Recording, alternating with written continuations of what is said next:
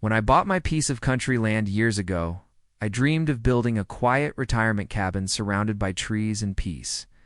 It was 10 acres of untouched beauty, tucked behind a small HOA community that never quite reached my border. For years, I kept it fenced and posted with clear private property signs.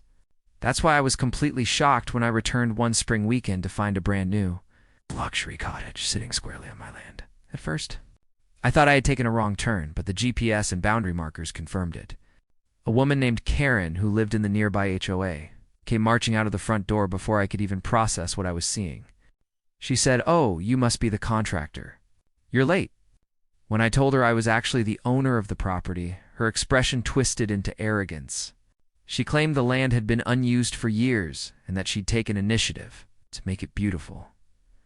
Karen had apparently built this high-end cottage, complete with marble countertops, a hot tub, and a wraparound porch, believing no one would notice. She even fenced it in and called it her weekend getaway. When I showed her my deed and survey map, she smirked and said, "Good luck proving it in court, sweetheart." So that's exactly what I did. I hired a land surveyor, gathered every legal document, and filed a lawsuit. During the hearing, the judge was appalled at Karen's audacity.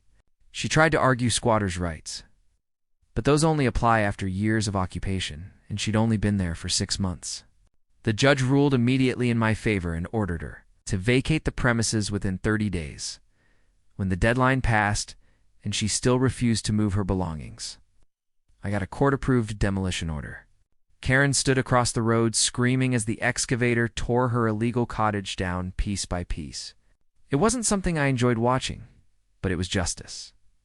The land is mine again now, and I've since planted trees where her foundation once stood, a quiet reminder that no one, no matter how entitled, can take what isn't theirs. Moral of the story: always know your boundaries. And don't let arrogance bulldoze your rights. * For more interesting and heart-touching stories. Hit the subscribe button now.